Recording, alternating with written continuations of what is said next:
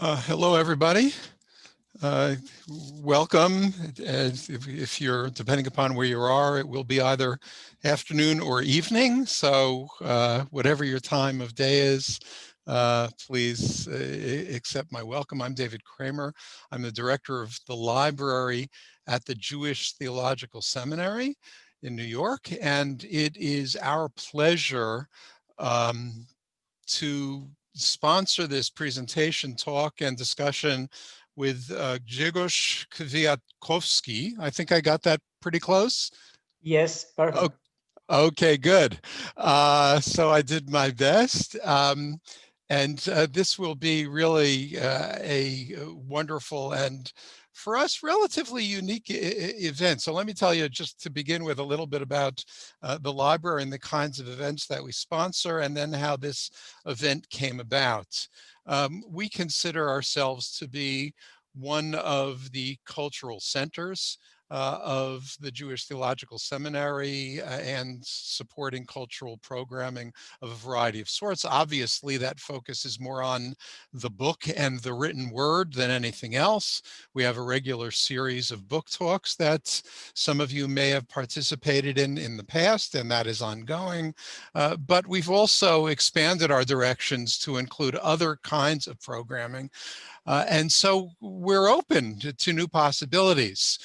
This particular program happened as a result of an email that I got where Grzegorz wrote to me. I don't know what inspired you. I mean, I know we discussed this, but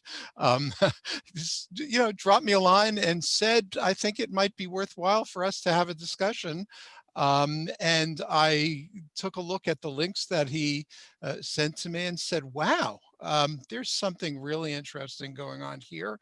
And I thought that the poetry, first of all, clearly fit into our general parameters of celebrating and supporting programming relating to literature and the written word. But beyond that, the topic of much of what Grzegorz is involved in, both his poetry and his music, should clearly resonate. This was clear to me immediately with much of our regular audience and be of interest to other audiences as well. And so we had a few preliminary discussions, thanks to WhatsApp, and here we are. And I'm quite confident that you will enjoy this as much as I will. Let me tell you a little bit about the way the program is going to proceed. We've got about an hour, and we'll begin with some poetry reading. I will share the poetry on screen, and Grzegorz will read the Polish. And he asked me to read the English translation. We're assuming that there are relatively few of you who will understand the Polish. The English will probably be more understandable, but of course, poetry has uh, its own music. Even if one does not understand a single word of a poem, there's still much to be heard. And so I encourage Grzegorz, I said, we've got to read the Polish as well as the English translation. And that is indeed what we are going to do. And they're following, Grzegorz is going to spend some minutes discussing the poetry, its motivations, and the like. And then we'll open up and he and I will have a bit of a discussion relating both to the poetry and to his music. And then we'll open up to your questions as well. I ask you until we open up, and even when we open up, to stay on mute unless you are asking a question out loud. And there are two ways to ask questions. The preferred way will be when the time comes, and I'll announce this, to send it into chat. And you're welcome to put questions on chat anytime over the course of the presentation, and I'll come back to them. But then we'll open up to your voices as well. And so there will be ample opportunity for that.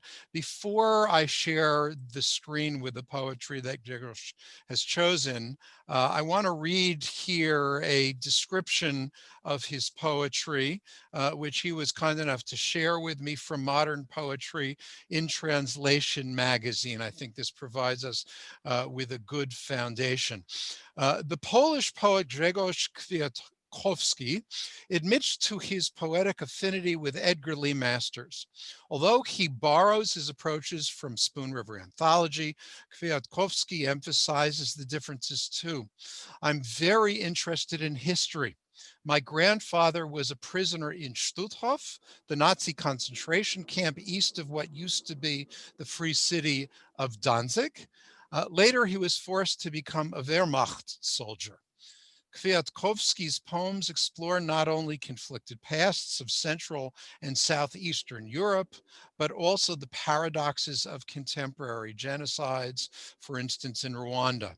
As the poet explains, quote, I'm intrigued by the combination of ethics and aesthetics in one person, one life, one story. His minimalist poems have been perceived as quasi-testimonies full of passion, terror, and disgust, provocative and lyrical utterances delivered by the killed and the dead. Ultimately, they become portrayals of death. If you're on edge now, that's probably not uncalled for. There is something of the spirit of that in the poetry and in the music, as you'll hear going forward. Distilling this to just a few words, when Grzegorz and I had a conversation in preparation the other day, he emphasized the words and the combination of memory, history, and art. That art gives expression to the other, and we live in very challenging, troubled times, and each of us has to find a way to express those concerns according to our own skills and talents, and you'll hear the talents of our presenter in just a moment. So let me go to share screen here and put the poetry and put the poetry on screen, and then we will read together. Okay, can you see this? I hope, Grzegorz, can you see it on your screen? Yes. Okay, good. So why don't you begin with the Polish, and I will then follow with the English of each one. All right. So. Am I on the first one? Oh, no, I'm sorry. There we go. There we go. I apologize. No worries. Plony. Nasz prawdziwy zawód to rolnictwo, nie zabijanie, chociaż przyznaję, rzezie na bagnach odbywały się w rytmie prac sezonowych i kiedy były duże deszcze, nie wychodziliśmy po plony. Crops. Our real work is farm work, not killing. Although I will admit the massacres in the swamps took place in the rhythm of our seasonal labor, and when the rains were heavy, we did not go out for crops. Mogił. Trupy wrzucano do studni, zakopywano w dołach, ziemiankach i końskich mogiłach, a potem dzieci wyciągały je ze studni, z dołów, z ziemianek i z końskich mogił. Graves. Corpses were thrown into the well, buried in pits, dugouts, in horse graves, and then the children pulled them out from the well, from the pits, from the dugouts, and from the horses' graves. Leśnik Dance. Podczas wojny układaliśmy ciała jak drewno, ale już po wojnie układaliśmy w lesie drewno, jak świeżo ścięte ciała. Ranger Dance. During the war, we laid out bodies like wood, but after the war, we laid out wood in the forest like freshly felled bodies. Świat. Poszłam z dzieckiem do lasu i razem z nim bezradna płakałam. Łzy ściekały mi z oczu, a dziecko wycierało mi łzy rączką i tak bardzo żałowałam, że przywołałam je na świat. World. I went with my child to the forest and cried helplessly with him. Tears dripped from my eyes, and the child wiped them away with his hand. And I so regretted that I had brought him into the world. Pogwizdali. Nie wiedzieli, gdzie uciekać, bo to szczere pole było i biegali w kółko. Strasznie nas to rozbawiło i zanim ich zabiliśmy, nawet żeśmy sobie trochę pogwizdali. Whistling. They didn't know where to run since it was an open field and they ran in circles. How we laughed, and before we killed them, we even whistled some tunes.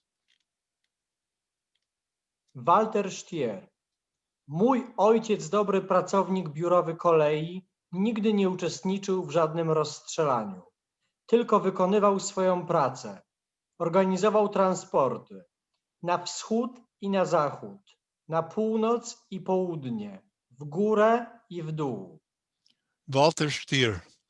My father, a decent office worker in the railways, never took part in any of the shootings. He was just doing his job, organizing transports eastward and westward, north and south, back and forth. Dora Drogoj, urodzona 1923 roku, zmarła 1941 roku. Odcięto jej głowę tępą piłą i nikt nie wie, gdzie została pochowana. Gdyby to było przerysowanie albo estetyczna zabawa, ale odcięto jej głowę tępą piłą i nikt nie wie, gdzie została pochowana. Dora Drogoj, born 1923, died 1941. Her head had been sawed off with a blunt saw, and nobody knows where she was buried. Perhaps a tall tale or an obscure joke, but her head had been sawed off with a blunt saw, and nobody knows where she was buried. Buzia Weiner, urodzona 1937 roku, zmarła 1943 roku. Miałam 6 lat, kiedy mnie zabito, a moja siostra Szulamit lat 4. Po stracie rodziców włóczyłyśmy się w okolicach Rokitna, nauczyłyśmy się spać na polu, a z czasem zakradałyśmy się do obory i piłyśmy z sutków krowy mleko. Nie miałyśmy kalendarza, więc nie wiedziałyśmy, kiedy przypada data naszych urodzin, dlatego przez pomyłkę obchodziłyśmy na pewno więcej niż raz w roku to smutne święta. Buzia Wagner, born 1937, died 1943. I was 6 when I was killed, and my sister Shulamit was 4. After we lost our parents, we had wandered around Rokitno. We learned to sleep in the fields and with time crept into cowsheds and drank milk from the udders of the cows. We didn't have a calendar, so we didn't know when it was our birthday and ended up celebrating more often than once a year. Sad celebration. Karl-Heinz M. Miałem 14 lat, wysterylizowano mnie, ponieważ nie potrafiłem odróżnić strumienia od potoku i drabiny od schodów. Karl-Heinz M. I was 14 years old. I was sterilized because I couldn't tell the difference between a brook and a stream, between steps and stairs. Richard Glazar. Przybyliśmy do Treblinki o 15:30, tłoczyliśmy się przy oknach, zobaczyłem zielony płot, baraki i usłyszałem coś, co przypominało pracujący silnik rolniczego traktora. Byłem zachwycony. Miejsce przypominało mi gospodarstwo rolne. Cudownie, pomyślałem. Dostanę robotę, na której się trochę znam. Richard Glazer. We arrived at Treblinka at 15:30. We crowded around the windows. I saw a green fence, barracks, and I heard something that resembled a running tractor engine. I was delighted. The place reminded me of a farm. Wonderful, I thought. I'll get a job about which I know a thing or two. Szymon Srebrnik. Nie wierzyłem, że ja przyjadę jeszcze do Polski, do Chełmna i będę stać na miejscu, gdzie mnie zabili. Nie, nie, nie. Szymon Srebrnik. I didn't believe I would return to Poland again, to Chełmno, and that I would stand where they killed me. No, no, no. Ernst Junger. Wojna zawiodła mnie, nowoczesna wojna. Nie spełniła moich oczekiwań. Nie dorosła do swojego literackiego modelu. Na przykład nie było na niej koni. Ernst Junger, born 1895, died 1998. War has let me down. Modern war has not met my expectations. It didn't live up to its literary ideal. For example, there were no horses. And that's it. Okay. So, Grzegorz, why don't you take a few minutes to discuss, say something about the poetry, about its focus, emphasis, help us into it and what it expresses. Hello everyone. Greetings from freezing city of Gdańsk. So these poems are translated by Professor Peter Konstantin. And of course, it's written in Edgar Lee Masters' manner and methods. And I'm trying to understand. I'm trying to make some collage situation from the past. Of course, in the territory of Poland, Reinhard action took place, one of the biggest or the biggest genocide in the history of the world, really. And for many years, I'm thinking about what I can do with my family history, with my roots, with my with me as a Polish citizen and a Gdańsk citizen, and so I'm trying to look on very edge situation, because my grandfather was a prisoner of a Stutthof concentration camp, and his sister was also a prisoner of this camp. And after a war, he was very shy, very calm. Of course, this concentration camp experience broke him. Even in harder part, it broke also his sister, Marta.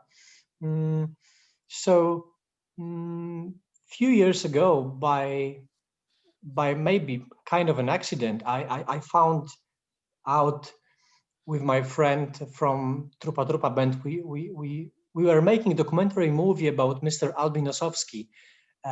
He was prisoner of a Birkenau concentration camp, and while we were doing it, we were visiting Stutthof Museum, and we found in the forest near the museum hundreds of thousands of shoes from all concentration camps in Europe, because Stutthof was kind of a reparation center of shoes for all camps in Europe. So we wanted to managers of museum to make something with that. We asked authorities of museum to make some action and to secure these artifacts of genocide and Holocaust. But we were very surprised because no one did anything. So it was first time when I felt very isolated, that I have to fight for memory, and I have to build some platforms and intellectual bridges and moral bridges to spread the word about the past, which can be unfortunately the present or future. And that's why, for example, I wrote to you, David, to try to make something with the situation which is very real, which is your private situation in some way, and it can happen once more. For example, when I saw these images from Capitol, from USA, it was super shocking that the history once more came in a very ugly way. And I think that because of writing this kind of a poetry, and because of making this kind of a music, and because of this kind of conversation, we can try to find some way to be a bit better or more conscious about ourselves, about evil in ourselves. And of course, mainly to give a memory about the past, to give names and memory to people that were murdered. So I'm kind of a Don Quixote person who is trying to to make some shout and to spread the word and to make something about this memory. And because of people like you, David, in some way I succeed. Thank you.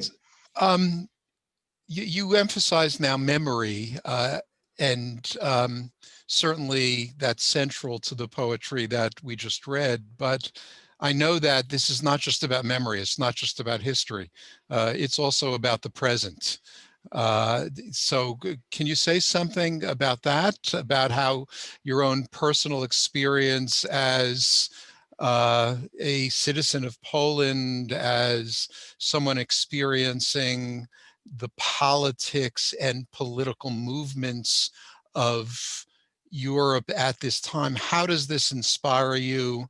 You describe yourself as a kind of Don Quixote, or as we say, Don Quixote. Um, uh, are you just crying out against windmills, or is there something more that the words and sound can do in our world? Unfortunately, you're right that it's not only Don Quixote stuff. It's very real. So it's very real, and it's very frightening because radical right-wing movements are bigger and bigger, and the people who say that there was no Holocaust, there is a bigger and bigger number of these people. So it's not only a fairy tale from the past; it's very real, and the question is what we can do about that. For many years, for example, for me, the key point was there was two key points. The first key point was my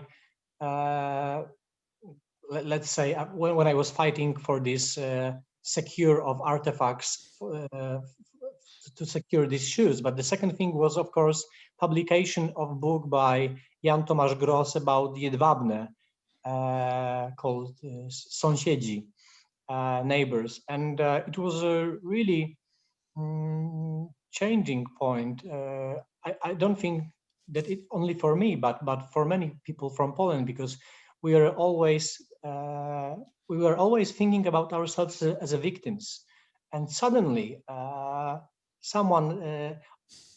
someone came and said that we were all also doing very bad things, as bad as Germans, and it was a big storm, and even today we've got some repercussions of this book.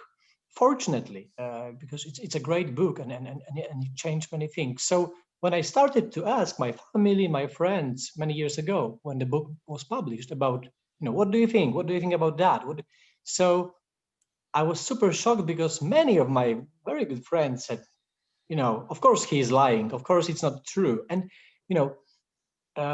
so people started to reject this awful history, this awful true history. So it also made me think that I have to do something with it. Of course, as I told you earlier, I'm Don Quixote. I'm not the hero. I'm trying to do something, but of course we can't succeed with this tragic issue. But we can try. Um, so that's why I'm here. That's why we are talking. And but my main point and aim is how to how to be conscious about your inner evil and my inner evil, about how to stop this aggression and division between us. And of course, cynical populistic politicians are playing with history and with a memory, and they are doing it, I think so, they are not doing it because they believe in A version or B version of history. I think that they are just doing it to win another elections. And it's super frightening that so many people are playing with them in these games. So I think that the best solution, of course, is the solution of dialogue and conversation with dignity. Yeah, and telling the truth. And telling the truth, of Yeah. course. So I want to ask you, I don't know if you're feel like you're in a position to answer this question. I want to draw attention to the fact that my good friend, the Chief Rabbi of Poland, Rabbi Michael Shudrich, is on with us. And he and I have had many conversations over the years about this topic, but you are in a very different position as a person younger than ourselves, as a born Pole, and as a non-Jew. Um, what's your sense of the presence, the reality of anti-Semitism in Poland today? Holocaust denial, you already mentioned. Do you think it's part of a larger phenomenon? Again, if you're uncomfortable answering, please don't. But I wonder if you have some reflection on that. I think it's spreading and it's rising, and in Poland and in France and in Germany and in USA. I think it's unfortunately because of these cynical politicians, it's spreading, and it's and people, you know, I think that in the nature of most of people there is a hating is just a mechanism, and you can just turn it off or on.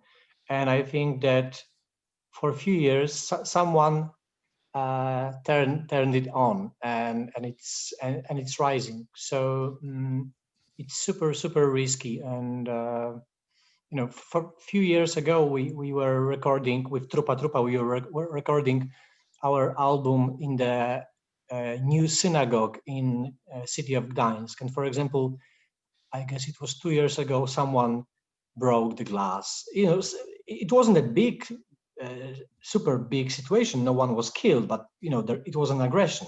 So I think that and 10 years ago there wasn't such acts.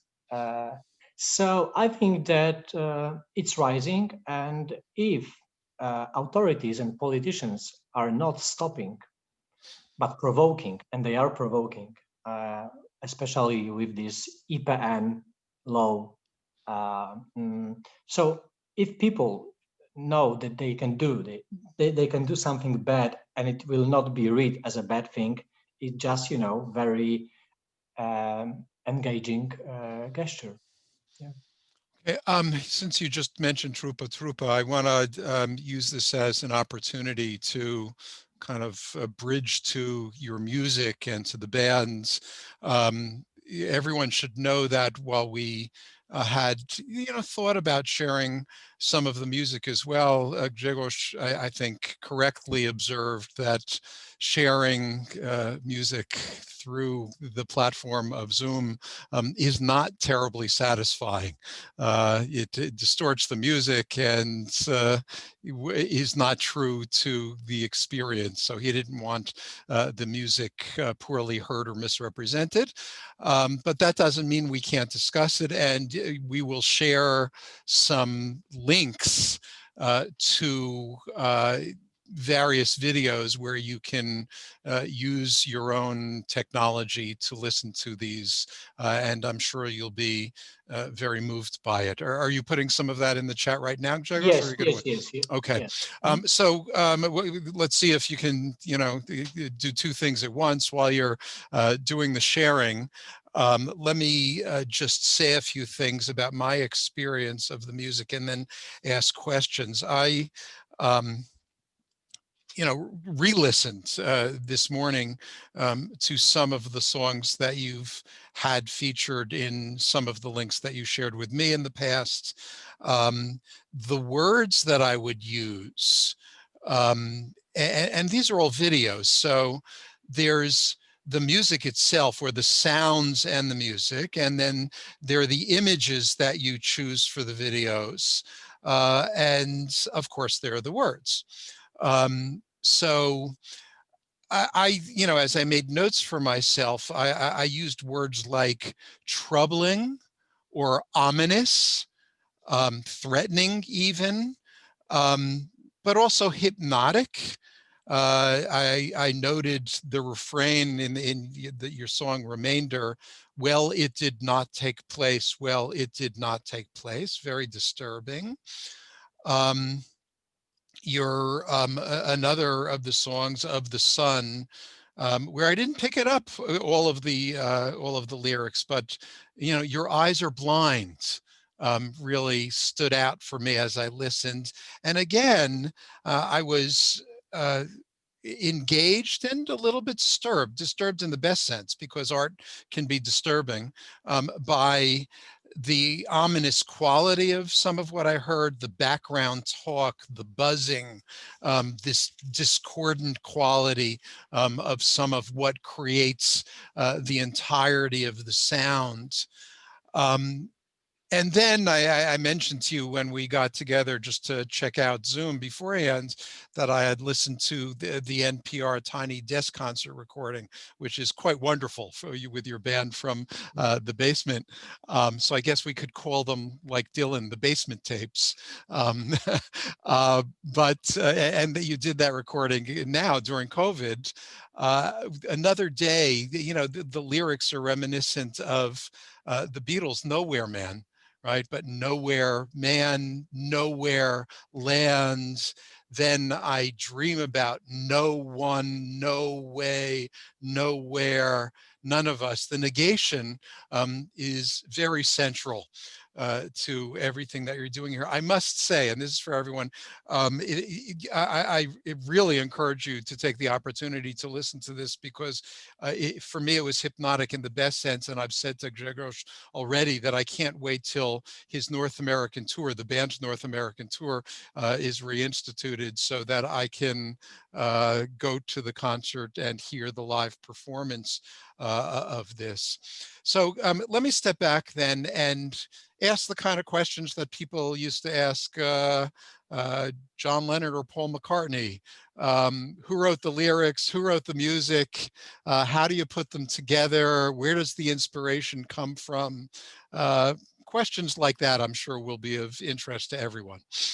Thank you for your kind opinion. It's an honor. I think that the Beatles are very important here, of course. And of course, Gdańsk is a city by the sea, and as Liverpool or Hamburg, and it's also very important.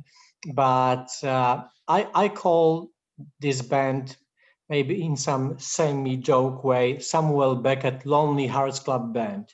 So there is a lot of negation inside, of course, but for example, when the lyrics is, well, it did not take place.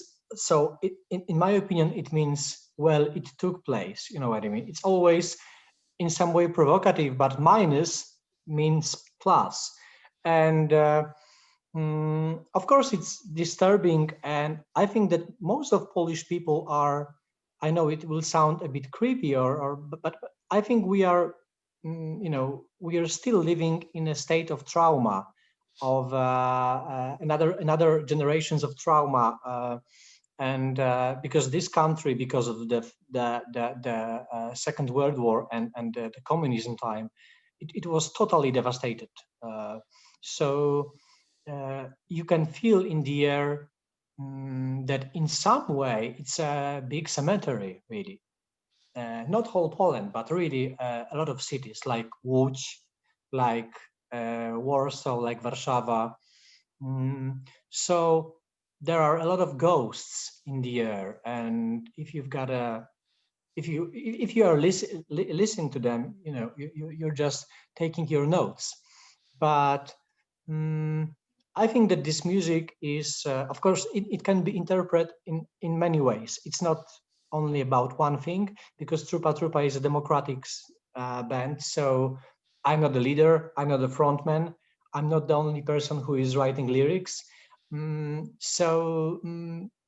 there is some disturbing nervous atmosphere inside of this music, and I think that the same atmosphere is very often in my poetry, so it's very minimalistic.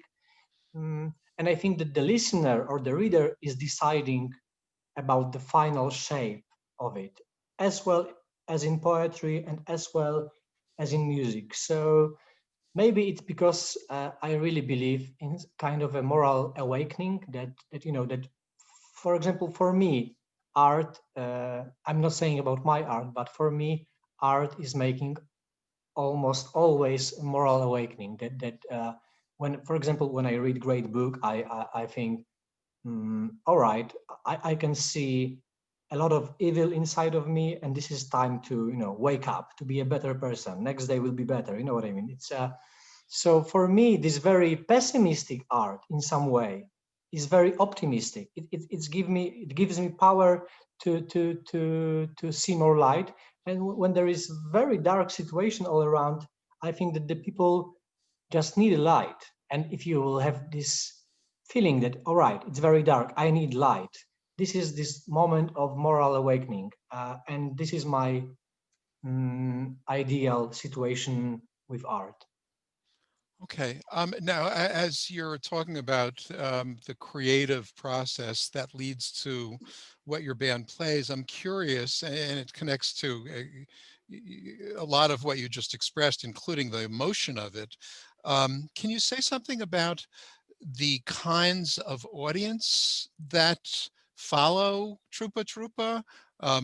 Is there something that you, as one of the band members, find attracts them? That, what's the nature of the communication, and who is the audience? I think that it's Trupa Trupa is rather art rock band, so it's a rather intellectual audience, and it's not a big thing in the way of numbers. I think it's a rather niche uh, community, but I think very conscious community, and we're just making this Don Quixote job all around the world with the help of, for example, you mentioned NPR, with the help of Bob Boylan from NPR or David Fricke from Rolling Stone, or other big heroes, which helps us. Mm, so it's really weird band. It's not about entertainment, so it's not obvious situation. If it's Not not obvious. about entertainment, then what's it about? Oh, good question. I don't know. It's just keep going, keep moving, keep playing, something like that, and keep moving a memory process for sure. Okay, and I mean, memory is called to service, I think, both in your poetry and in the music. So what is it in the service of? Uh, can you describe it in? Yeah, in other words, I mean, sometimes we remember just because we remember it, but sometimes memory is motivating. It's an energy that we hope will lead somewhere. So if you had to express that, why are you, I mean, to go back to the poetry, several of the poems that we read were about particular individuals. Why recall those individuals? What's the purpose of that recollection? Mm, I think that these voices from the past, especially voices, for example, voices from Shoah by Claude Lanzmann, or when I was a not even teenager, when I was a child, I was visiting Stutthof Museum with my grandfather, and he was there for the first time after the war. So he was reconstructing the past for me, with me. He was crying, and it was very emotional. So for me, these emotions and these moments from the childhood and this camp museum were key moment for me. And then I tried to, because of Edgar Lee Masters, I tried to use some voices to uh, to express, maybe to express my what the word would be the best. maybe to express that I'm afraid of bad human beings' action. You know what I mean? That I'm afraid of violence. That I'm afraid of war. That I'm afraid of situation when people are killing each other. So it was because of a fear, and it was because of I was just curious. You know what I mean? As a child, so I was just curious why. So this question, why people are murdering each other, why people are humiliating each other, is in some way till now the most important question for me.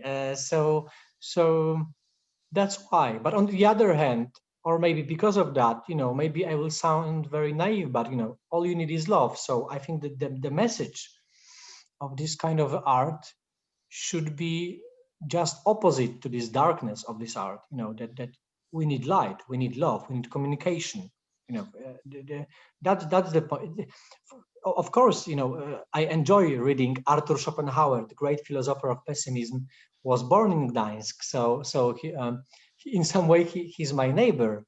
But even Schopenhauer was searching for some solution, for some good solution.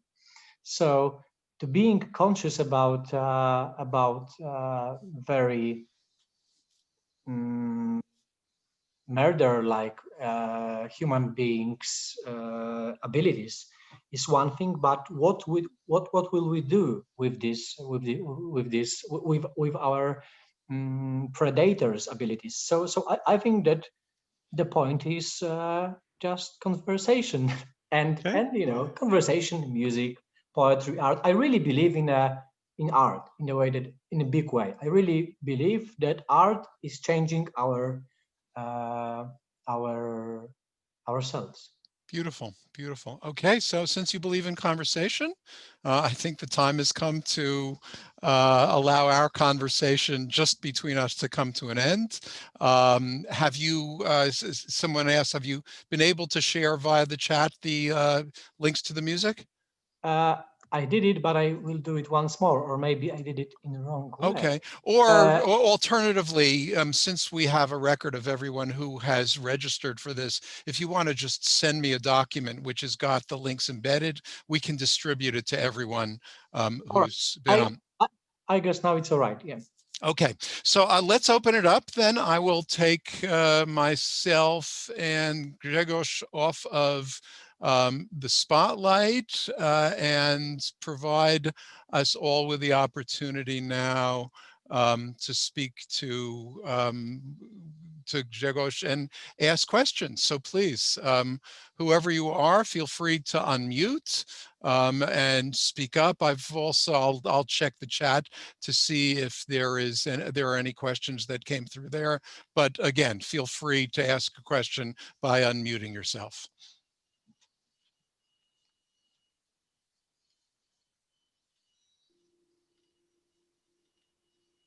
If I could ask, please. You said that, or the writer said that in Poland, the Polish people viewed themselves as victims until a certain book came out. Could you tell me the name of the book again? Neighbors by Jan Tomasz Gross. Neighbors, sąsiedzi. Because from a Western point of view, like I'm from Canada, that the Polish people were victims, it sounds very odd. Do you want to say something about that, Grzegorz? Because I can say something about it as well. Yeah. I totally agree with you. Yeah, I understand your point of view. Yeah. Yeah, at least it's actually quite remarkable. I remember when on the tour that I took of Poland, which included many different kinds of sites, but going to say Treblinka, to other camps, the labeling was very clear in emphasizing the victimization by the Nazis of the Polish people, including both the Jewish population of Poland and the general population of Poland. I also was surprised by it because it's not part of our education, but it became clearer and clearer how central it was. Also, what Grzegorz mentioned before, there's a wonderful museum in Warsaw called Warsaw Rising, which is about the uprising against the Nazis on the part of the Warsaw population a year after the Warsaw Ghetto uprising. And again, there's a just shocking video of the destruction that was brought at, by the Nazi forces at the end of that uprising. You really get a sense of why the Polish population experienced themselves as victims, even while not, being fully honest with themselves about the other role that they played in the course of the war. I hope, Grzegorz, that is I an accurate representation. I think that the book by Jan Tomasz Gross changed a lot of things in a good way. So many people, or maybe most of people, rejected this knowledge, this tragic knowledge, but many people didn't reject it. And there is a big process, big scholar academic process of searching for a real past, for the real history. And so the process of not hiding the truth is happening. It's not, so I'm staying optimistic about it. And the other thing is that blaming someone is not the great, in my opinion. The truth is most important for sure, but how to express this truth to someone to accept it. You know what I mean? It's super hard topic. When you will say to someone, "Your father is a murderer," it's very complicated psychological process. So it's the same as I would say to you as a Canadian or the citizen of United States, that you killed Indians and you did a big genocides, which is true. And but should I treat you as a murderer? You know what I mean? That my tone should be a better tone or moral uplifting tone. It's super hard to communicate with someone whose parents were inside of this genocide murdering machinery. For some time ago, I was a city writer of Vienna and city of Graz in Austria, and I met many people. For example, their parents were members of Einsatzgruppen, so really the most horrible division that took part in murdering. And I was trying to understand them, and I was trying. Of course, I was a bit naive because I thought that they will say, "Yeah, we are super sorry for our parents," but they didn't. In some way, they say, "Yes, we are sorry for them. Of course, it was a big hell.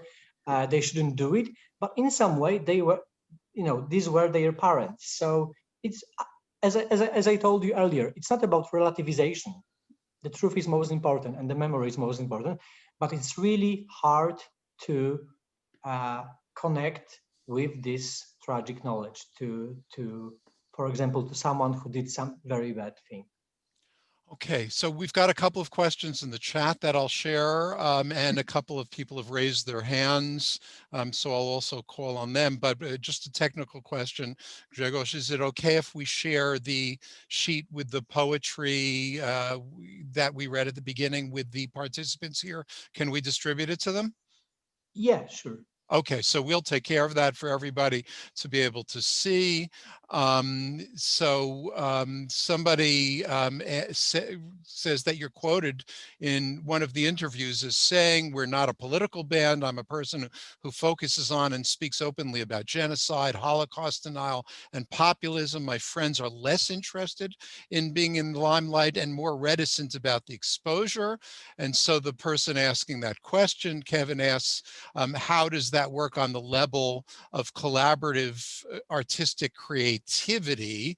And then someone else asks about the relationship between the style of the music and the style of the poetry. I think that probably fits with the first question. So the relationship between you as poet and your poetry, and you as member of what you describe as a democratic band. Yes, so I think that, as I told earlier, this is a democratic band with democratic structure, and I can't. It's not my band. That's the point. So I can't say to my friends that, we are the same and we have to have the same focus on memory, history, and tragic history of the world, really. So I think that it's great cooperation because they are giving me a lot of freedom and I am giving them a lot of freedom. But we are not a band of Grzegorz Kwiatkowski, and I think that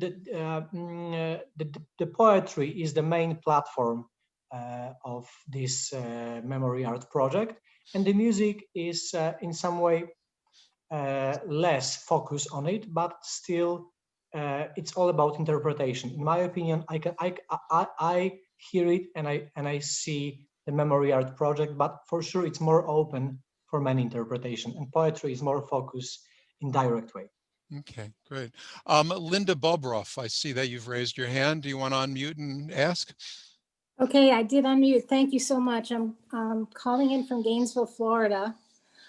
We have our own problems politically here, but I want to thank you so much. Your poetry was difficult, but very beautiful and touched me in a very deep place. I want to thank you for your poetry and for doing this today. And I was wondering if you find that you have very many like-minded people that you've come in contact with in Poland who are dealing with the kind of thoughts and feelings that you're dealing with about the past. I had very different feelings in different places in Poland. We only visited Krakow and we did go to Auschwitz. I was blown away by the tour guide at Auschwitz. She was so understanding and made the experience something very meaningful. And I thought that it could have been terrible if you had the wrong person taking you around that place. It could have been just awful. And she was so respectful and so guarded in the way she spoke about things. And then there were other people that kind of, I didn't have that feeling at all. So I wonder how you find, and I don't know if you speak widely in Poland about your feelings and share your poetry. So what you get from other people in Poland, kind of in your generation. Thank you. Thank you for your opinion.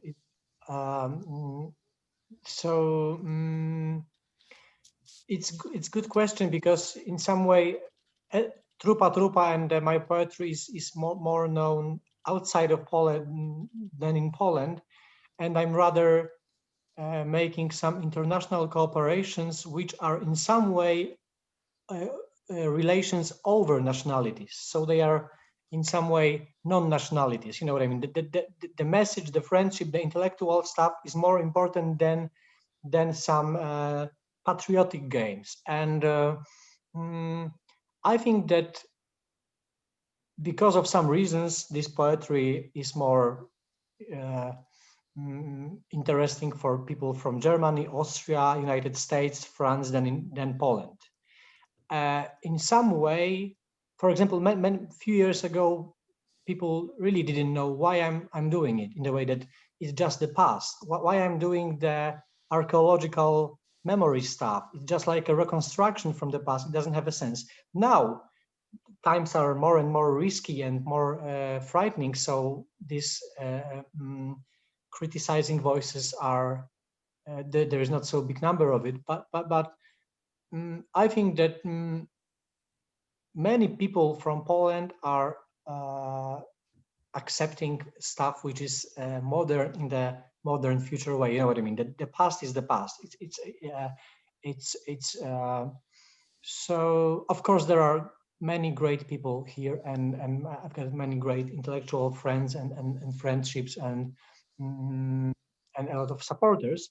But I think that we are in some way very young society with once more because of this devastated history period. So I think a lot of things should happen for us to be more open-minded and open-hearted. I just don't want to criticize anyone, and I don't want to blame anyone. And in some way, being a citizen of city of Gdańsk, which in the past was, let's say, free city, I think that in some way Gdańsk is not a part of Poland. It's in Poland, but it was always very open-hearted and open-minded, I think. And solidarity movement is from Gdańsk. Lech Wałęsa, who destroyed in big way communism, is from Gdańsk. So I think it's a good place for Don Quixotes who has got mad ideas, but it's not so Polish city as, for example, Warsaw, Krakow, and because of that, I think we are a bit more open-minded. But I don't want to say that people from Warsaw are not open-minded. But I guess you know what I mean. That my way is very strange way, and Trupa way is very strange way. A few years ago when we recorded first international album, people from Poland, critics from Poland said, "Why are you playing psychedelic music from 60s and 70s? It doesn't have a sense." And then big USA, New York Times critic Sasha Fresh-Jones wrote that one of the best band in the rock music in the world is Trupa from Gdańsk. And then suddenly everything changed also here in Poland in the way that Polish critics said, "All right, you are really great." So you know what I mean.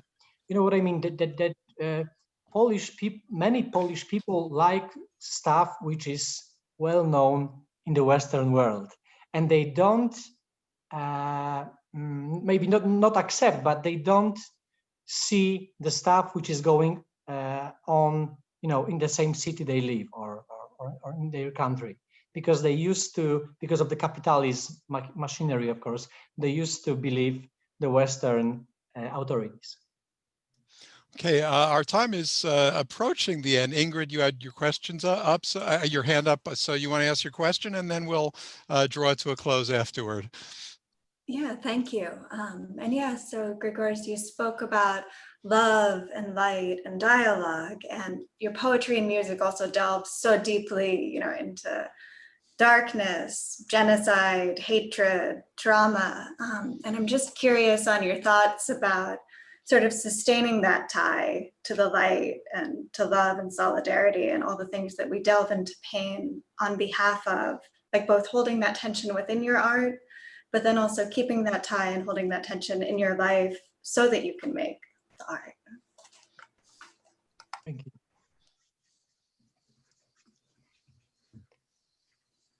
It was a question, or it was because maybe I thought it was a beautiful statement, really. Ingrid, did you want to turn it into a question, or? I mean, it's sort of meant to be a question of just like, for you, what does keeping that dialogue and being able to hold the two, like, I remember W.S. Merwin talked about, like, he wrote this really dark, pitiless poetry when he was young, but his later work still does that stuff, but it becomes more hopeful, partly because he was like, I can't just stay in the darkness. I have to stay, like, in what it's on behalf of. So I'm just curious, like, yeah, how do you hold that connection to goodness and love? Yeah. Yeah. So I'm very happy because my wife and my family are quite opposite than me in the way that they are very bright people, and they are not obsessed with the past. So anyway, I'm rather cheerful, or I'm really cheerful person, and I'm kind of a pessimistic optimist person. So it's a very strange combination, but I'm not crying. You know what I mean? I've got a lot of good vibes. I guess because of my friends and family, and I'm not drowning in this dark sea. Now I understand your question, because but earlier I didn't understand your question, because I see big love word over your head. Very beautiful. Okay, wonderful. Thank you for that. Grzegorz, I don't know if you were able at all to cast a glance to the chat in the course of this, but everyone, it's fair to say, is so appreciative in the extreme, both of the poetry that you shared and of what you had to say. Really wonderful. And I know that speaking for myself, I want to say it's been a privilege for the JTS Library to sponsor this. We will send out the sheet of the poetry to everyone.